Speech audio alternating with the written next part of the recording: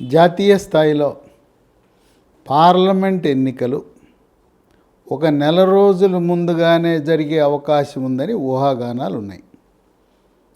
దీనికి కారణం ఏంటంటే ఉత్తర భారతంలో గతంలో కాంగ్రెస్ పార్టీ అధీనంలో ఉండే 2 రాష్ట్రాలు రాజస్థాన్, ఛత్తీస్గఢ్లో కాంగ్రెస్ ఘోర పరాజయం పొంది భారతీయ జనతా పార్టీ ఘన విజయం సాధించటం, దానివల్ల జోష్లో ఉన్న భారతీయ జనతా పార్టీ వేడి చల్లారక ముందే ఎన్నికలు పెట్టటము ద్వారా గతము కంటే ఎక్కువ సీట్లు 303 సీట్లు 2019లో గెలుచుకుంటే ఈసారి ఒంటరిగా బీజేపీ 350 సీట్లు గెలవాలని మిత్రపక్షాలతో కలిపి 400 సీట్లు దాటాలనే వ్యూహంతో ముందుకు సాగుతోంది. దానికి తోడు మరొక కలిసి వచ్చిన అంశం, జనవరి 22న అయోధ్యలో భారతదేశ పౌరులు ఎంతో కాలంగా ఎదురు చూస్తున్న అయోధ్యలో శ్రీరాముని ప్రాణ ప్రతిష్ఠ ప్రధానమంత్రి మోదీ చేతుల మీదుగా జరగబోతూ ఉంది. ఇదొక చారిత్రాత్మకమైన ఘట్టం. మనకు రామరాజ్యము కావాలి అని కోరుకుంటారు అందరూ. ప్రధానమంత్రి మోదీ రాముని ప్రతినిధిగా రామరాజ్యాన్ని స్థాపించి ప్రపంచ దేశాలను వణికిస్తూ అగ్రరాజ్యంగా, అఖండ భారత్గా, ఏక్ భారత్గా, శ్రేష్ఠ భారత్గా అవతరించబోతా ఉన్నది భారత్. అయోధ్యకు 22 జనవరి తరువాత ప్రతిరోజు దేశంలో పలు ప్రాంతాల నుంచి, అన్ని రాష్ట్రాల నుంచి 1000 రైళ్లు ప్రతిరోజు అయోధ్యకు చేరుకుంటాయి. ఆ విధంగా జై శ్రీరామ్ అనే నినాదంతో భారతదేశమంతా కూడా మార్మోగే విధంగా దక్షిణ భారతదేశంలో కూడా బలం పెంచుకోవాలనే సంకల్పంతో భారతీయ జనతా పార్టీ అడుగులు వేస్తూ ఉంది. ఫిబ్రవరి 20 నాటికే ఎన్నికల షెడ్యూల్ విడుదలయ్యే అవకాశం ఉన్నది. తెలుగు రాష్ట్రాలలో మార్చి 10-15 మధ్యలో ఎన్నికలు జరిగిన ఆశ్చర్యం లేదని ఊహాగానాలు ఉన్నాయి. 28 డిసెంబర్ కేంద్ర హోంశాఖ మంత్రి అమిత్ షా హైదరాబాద్కు వస్తున్నారు. ఈసారి కేవలం బీజేపీ ముఖ్య నాయకులతోనూ, రాష్ట్ర కార్యవర్గ సభ్యులతోనూ, జిల్లా అధ్యక్షులతో సమావేశం అవటమే కాకుండా మండల అధ్యక్షుడి పైన ఉన్న అందరితో కూడా సమావేశమై పార్లమెంట్ ఎన్నికలకు వ్యూహాన్ని దశ నిర్దేశించబోతున్నారు అమిత్ షా. ఇదే సందర్భంగా 8 మంది సభ్యులు కలిగిన తెలంగాణ శాసనసభలో శాసనసభా పక్ష నాయకుడిగా ఎవరు ఉండాలనే నిర్ణయం కూడా అమిత్ షా తీసుకునే అవకాశం ఉంది. దీనికి నిర్మల్ నుంచి గెలిచిన మహేశ్వర్ రెడ్డి మొదటి వరుసలో ఉన్నాడు. రాజాసింగ్ గోషామహల్ నుంచి గెలిచి ఆయన కూడా రేసులో ఉన్నాడు. వీళ్ళిద్దరిలో ఒకరు సభాపక్ష నాయకుడిగా, రెండో వారు ఉపనాయకుడిగా ఉండే అవకాశాలు ఉన్నాయి. భారతీయ జనతా పార్టీ కేంద్ర నాయకత్వం వాళ్ళ వ్యూహం తెలంగాణ రాష్ట్రంలో 12 సీట్లపై పాగా వేయాలనుకుంటా ఉంది. సిట్టింగ్ సీట్లు 4, వాళ్ళ అదే అభ్యర్థులకి ప్రస్తుతం ఉన్న సిట్టింగ్ ఎంపీలకే సీట్లు ఇస్తారు. కరీంనగరు, నిజామాబాద్, ఆదిలాబాద్, సికింద్రాబాద్కి అదనంగా మరొక 8 నియోజకవర్గాలను గుర్తించి వాటిపై కేంద్రీకరించి ఫోకస్ పెడతా ఉంది భారతీయ జనతా పార్టీ. మెదక్ జిల్లాలో మెదక్కు, జహీరాబాదు, ఉమ్మడి రంగారెడ్డిలో చేవెళ్ళ, మల్కాజ్గిరి. అట్లాగే మహబూబ్నగర్ జిల్లాలో మహబూబ్నగరు, నాగర్ కర్నూలు ఈ 6తో పాటు మరొక 2 భువనగిరి, వరంగల్. వరంగల్ 1984లో భారతీయ జనతా పార్టీ లోక్సభలో 2 సీట్లు ఉన్నప్పుడు వరంగల్ సీట్ నుంచి భారతీయ జనతా పార్టీ తరపున జంగారెడ్డి పివి నరసింహారావును ఓడించి లోక్సభలోకి వెళ్ళటం జరిగింది. జంగారెడ్డి ఒకరైతే మరొక 2వ లోక్సభ సభ్యుడు గుజరాత్ నుంచి పటేల్. ఇద్దరి సభ్యులతో లోక్సభ సభ్యులతో ప్రారంభమైన ప్రయాణం 84 నుంచి నేటి వరకు అంచెలంచెలుగా ఎదిగి రాబోయే 2024 ఎన్నికల్లో 350 సీట్లకు ఎదగాలనే ఆలోచనతో ఉంది. అందువల్ల ఈ 12 సీట్లపై దృష్టి సారించి ఫోకస్ పెట్టి అభ్యర్థులను త్వరితగతిన ఖరారు చేసి ప్రచార కార్యక్రమాన్ని ప్రారంభించాలనే వ్యూహంతో భారతీయ జనతా పార్టీ అడుగులు వేస్తూ ఉంది. తెలంగాణ రాష్ట్ర ప్రజల యొక్క వాళ్ళ యొక్క మూడు, వాళ్ళ యొక్క నాడి, వాళ్ళ యొక్క పల్సు చూస్తుంటే సరే రాష్ట్రంలో ఏ పార్టీ ఉన్నా పర్వాలేదు, కేంద్ర ప్రభుత్వము దేశాన్ని పరిపాలించడానికి మోడీనే కావాలి అని అందరూ కోరుకుంటున్నారు. 2023 నవంబర్ 30న కాంగ్రెస్ పార్టీకి, కారు పార్టీ బీఆర్ఎస్ పార్టీకి ఓటేసిన గ్రామీణ వాసులు, పట్టణవాసులు, మహిళలు, యువత, రైతులు, కౌలు రైతులు, యువకులు, నిరుద్యోగ యువకులు, విద్యార్థులందరూ కూడా మన దేశం యొక్క ప్రతిష్ట నిలబడాలంటే శత్రు దేశాలైన పాకిస్తాన్, చైనా నుంచి వాళ్ళకి ధీటైన సమాధానం చెప్పాలంటే అది భారతీయ జనతా పార్టీ మోదీ వల్లనే సాధ్యమని రాష్ట్ర వ్యాప్తంగా 33 జిల్లాల్లో కూడా మోదీ వేవ్ నడుస్తూ ఉంది. నిరక్షరాస్యులు సైతం ఢిల్లీలో మోదీ ఉండాలి, ఆయన ఉంటేనే మన దేశం, ధర్మం, మన రాష్ట్ర దేశ ప్రగతి ఉంటుందని ఆలోచన విధానంలో ఉన్నారు. అందువల్ల గతంలో మనం ఒకసారి పరిశీలిస్తే 2018 డిసెంబర్లో అసెంబ్లీకి 88 స్థానాలు గెలిచి అధికారంలోకి వచ్చిన టీఆర్ఎస్ 4 నెలల కాలంలో 17 సీట్లకు గాను 8 సీట్లు కోల్పోయి కేవలం 9 సీట్లకే పరిమితమైంది. అంటే టీఆర్ఎస్, బీఆర్ఎస్ పార్టీని కేవలం రాష్ట్రానికే పరిమితం చేయాలి, వీళ్ళకి వచ్చే 4 సీట్లు, 5 సీట్లు, 10 సీట్ల వల్ల ఉద్ధరించేది ఏమీ లేదు. ప్రాంతీయ పార్టీలు కేవలం రాష్ట్రాలకు మాత్రమే పరిమితం అవ్వాలి. జాతీయ పార్టీ అయిన భారతీయ జనతా పార్టీయే మన దేశాన్ని నడిపించగలిగిన సామర్థ్యం ఉందని చెప్పి అందరూ భావిస్తున్న తరుణంలో 12 సీట్లు భారతీయ జనతా పార్టీ లక్ష్యంగా పెట్టుకుంటే కాంగ్రెస్ పార్టీ వాళ్ళొక 3 సీట్లు గెలిచే అవకాశాలు ఉన్నాయి. ఖమ్మం, నల్గొండ, మహబూబాబాద్. ఈ 3 దాటి కాంగ్రెస్కి వచ్చే అవకాశాలు ఏం కనపడటంలా. సమర్థులైన బలమైన నాయకులు కాంగ్రెస్ పార్టీలో అందరూ కూడా శాసనసభకు పోటీ చేసి ఎమ్మెల్యేలుగా ఉన్నారు.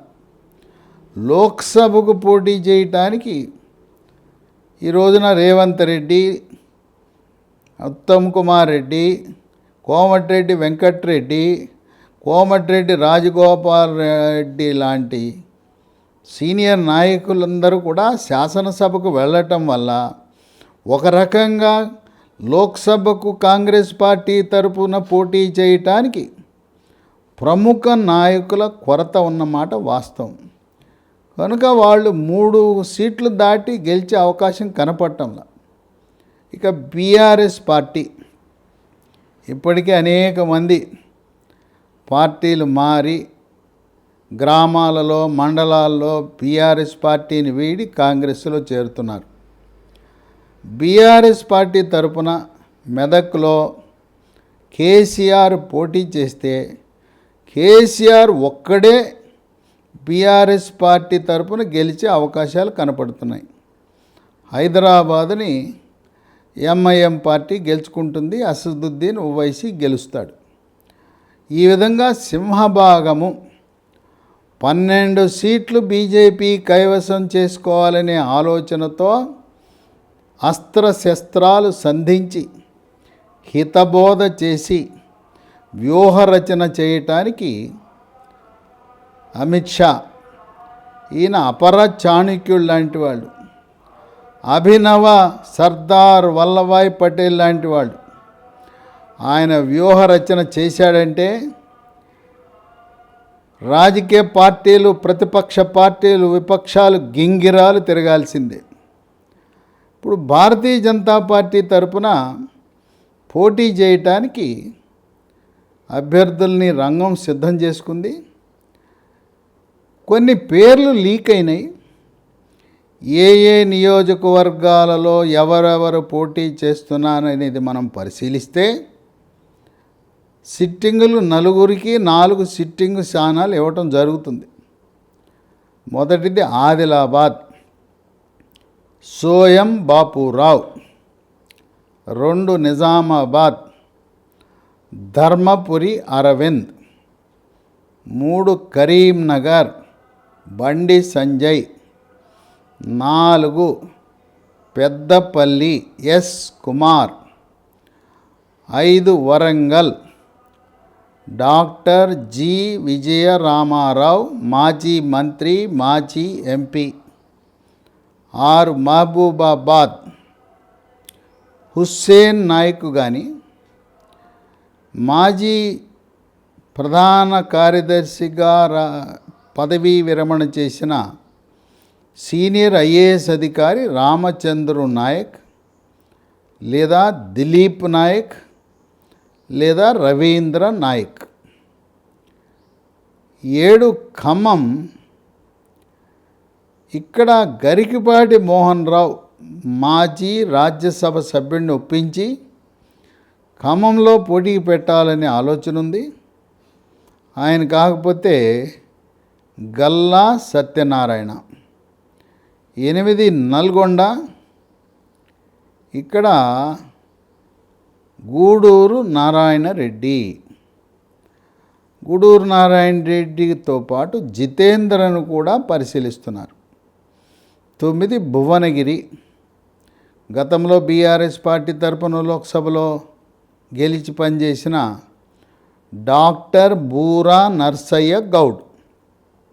10 మల్కాజ్గిరి, ఈటెల రాజేందర్. 11 సికింద్రాబాద్, ప్రస్తుత కేంద్ర మంత్రి కిషన్ రెడ్డి. 12 హైదరాబాద్, డాక్టర్ భగవంతరావు, సీనియర్ ఆయుర్వేద వైద్య నిపుణుడు, భాగ్యనగర్ గణేష్ ఉత్సవ సమితి ప్రధాన కార్యదర్శి. 13 చేవెళ్ళ, కొండా విశ్వేశ్వర్ రెడ్డి. 14 మహబూబ్ నగర్, ఇక్కడ 2 పరిశీలనలో ఉన్నారు. జాతీయ ఉపాధ్యక్షురాలు డికే అరుణ, ఆమె 2019లో పోటీ చేసి ఉన్నది. 2014లో జితేందర్ రెడ్డి కూడా మహబూబ్ నగర్ నుంచి పోటీ చేసి గెలిచాడు. వీరిద్దరి మధ్యలో ఉంది. మహిళా అభ్యర్థి కనుక డికే అరుణకు కొంచెం అవకాశం ఉంటుందనే ఆలోచన ఉంది. 15 నాగర్ కర్నూల్, ఇక్కడ మాజీ జాతీయ అధ్యక్షుడు దివంగత నేత బంగారు లక్ష్మణ్ కుమార్తె బంగారు శృతి, ఆమె రాష్ట్ర ప్రధాన కార్యదర్శిగా ఉన్న ఆమెతో పాటు మరొక అభ్యర్థి కూడా తెర మీదకు వచ్చాడు. పి రాములు, ప్రస్తుత సిట్టింగ్ బీఆర్ఎస్ లోక్సభ సభ్యుడు. ఆయన పార్టీ మారి భారతీయ జనతా పార్టీలోకి వస్తే పి రాములుని అభ్యర్థిగా ఖరారు చేసే అవకాశం ఉంది.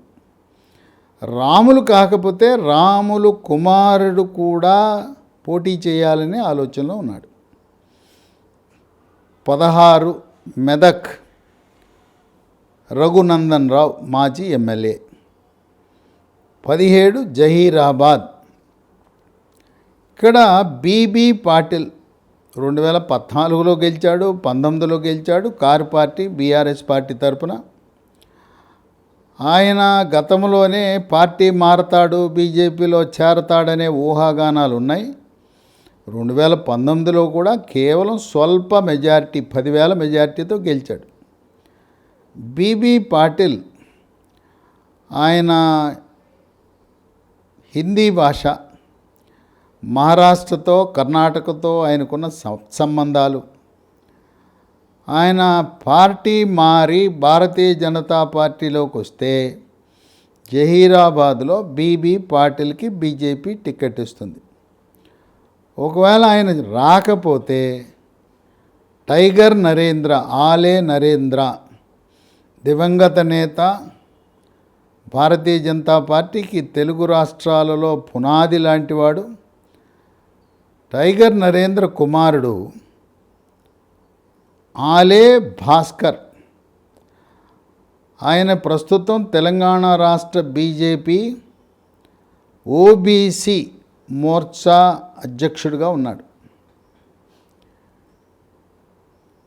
ఈసారి 10 సీట్లు గ్యారంటీగా భారతీయ జనతా పార్టీ విజయం సాధించే దిశగా అడుగులు పడుతున్నాయి. 10వ 12వ గెలిస్తే ఇద్దరికి మంత్రివర్గంలో స్థానం లభించే అవకాశం కనపడతా ఉంది. బీసీల్లో ఎందుకంటే ఇప్పటికే తెలంగాణ రాష్ట్రంలో అధికారంలోకి వస్తే బీజేపీ మొట్టమొదటి ముఖ్యమంత్రి బీసీ అభ్యర్థి ప్రకటించిన తరుణంలో బీసీలలో 3 పేర్లు పరిగణలోకి ఉన్నాయి. మొదటిది ఈటెల రాజేందర్, రెండవది డాక్టర్ కె లక్ష్మణ్, 3 డాక్టర్ బూర నర్సయ్య గౌడ్. ఇక్కడ మనం ఒకటి గమనించవలసిన అవసరం ఉంది. మంత్రివర్గంలో స్థానం ఇచ్చే సమయంలో ప్రధానమంత్రి మోదీ, అమిత్ షా, జేపీ నడ్డా వాళ్ళు బయోడేటా చూస్తారు. ఎవరైతే విద్యాధికులు ఉన్నారో, ఇప్పుడు డాక్టర్ లక్ష్మణ్కి ఇంత ప్రోత్సాహం ఇవ్వడానికి గల కారణం రాజ్యసభ ఇచ్చారు, పార్లమెంటరీ బోర్డు మెంబర్ చేశారు, కేంద్ర ఎన్నికల కమిటీ సభ్యుడిని చేశారు, జాతీయ ఓబీసీ మోర్చా జాతీయ అధ్యక్షుడిని చేశారు. దీనంతటికి కారణం ఏంటంటే ఆయన ఉస్మానియా యూనివర్సిటీలో పిహెచ్డి చేయటమే మోదీ గారిని ఆకర్షించింది. అట్లాగే ఈటెల రాజేందర్ టీఆర్ఎస్ పార్టీలో నంబర్ 2, ప్రభుత్వ నిర్వహణలో నంబర్ 2 ఉండి రాష్ట్రంలో అన్ని గ్రామాలు పట్టణాలతో పరిచయం ఉన్న వ్యక్తి ఈటెల రాజేందర్. ఇక 3 డాక్టర్ బూర నరసయ్య గౌడ్. ఈయన doctor, MBBS, MS, super specialist. మరి ఈయన విద్యాధికుడు, జాతీయ స్థాయిలో ఒక ప్రముఖ శస్త్రచికిత్సా నిపుణుడుగా, జీర్ణకోశ వ్యాధుల శస్త్రచికిత్సా నిపుణుడుగా జాతీయ స్థాయి కాకుండా అంతర్జాతీయ స్థాయిలో పేరు ప్రతిష్టలు కలిగిన డాక్టర్ బూర నరసయ్య గౌడ్ అంటే ఆయన బయోడేటా చూస్తే 10 పేజీలు ఉంటుంది. ఆయన వైద్య వృత్తిలో సాధించిన ప్రగతి ప్రధానమంత్రిని, అమిత్ షాని మంత్రముగ్ధుని చేసే అవకాశం ఉంది. బీసీలో ఈ 3లో ఒకరికి అవకాశం ఉంటుంది మంత్రి పదవిలో.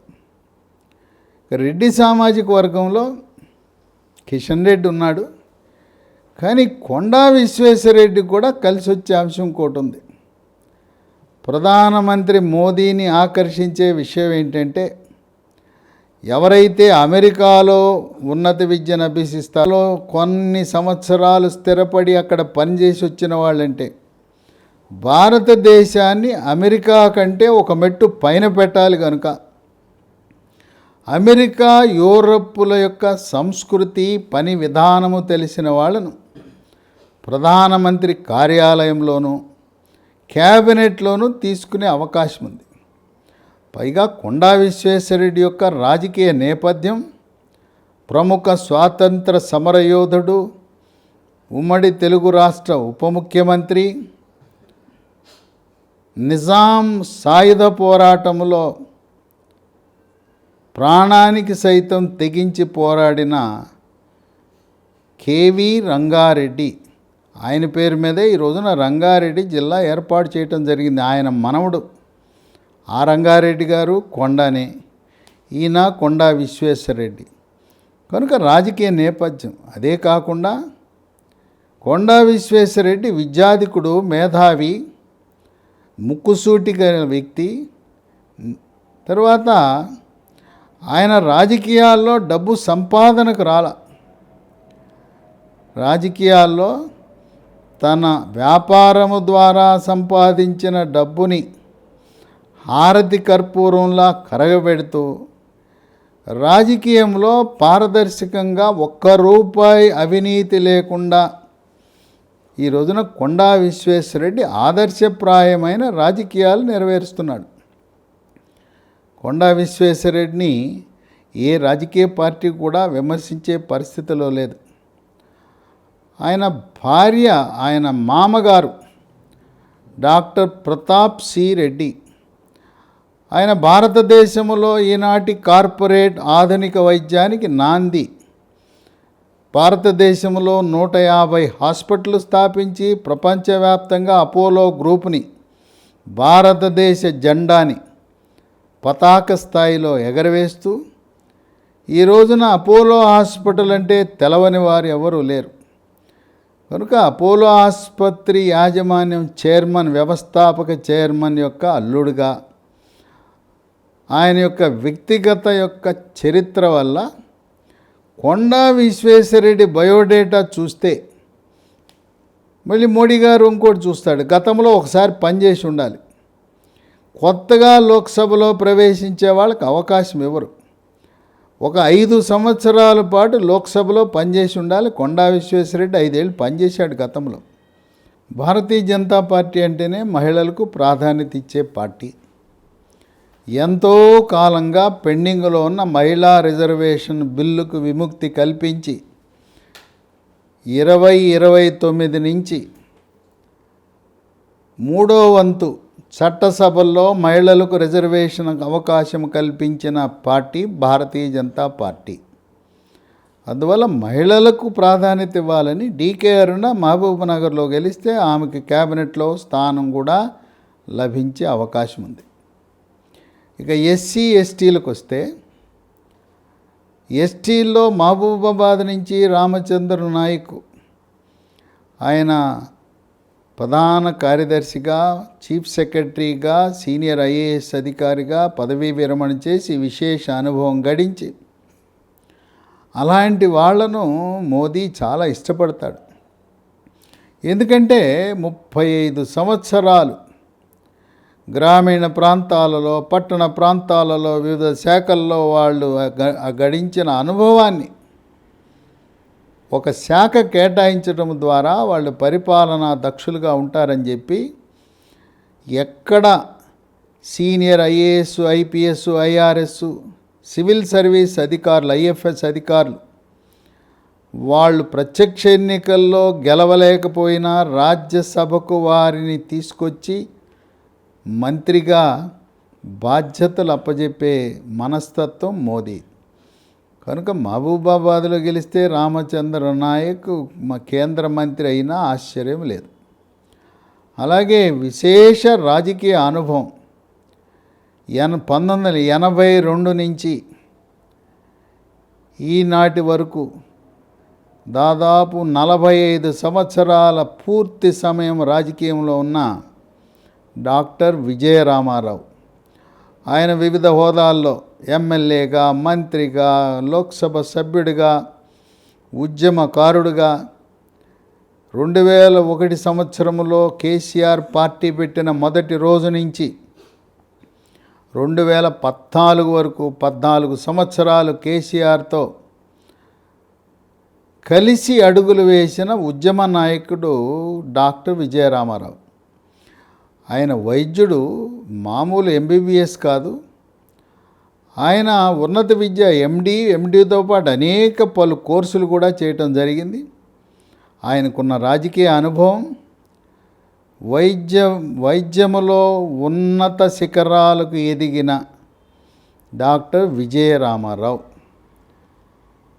ఎస్సీల్లో ఆయన వరంగల్ నుంచి గెలిస్తే ఆయనకు కూడా మోదీ గారితో కలిసి పనిచేసే క్యాబినెట్లోకి వెళ్ళే అవకాశం లభిస్తుంది. ఇవన్నీ ఊహాగానాలే. నేను చెప్పబోయేది ఏంటంటే, ఇద్దరు మంత్రులకు అవకాశం కలుగుతుంది.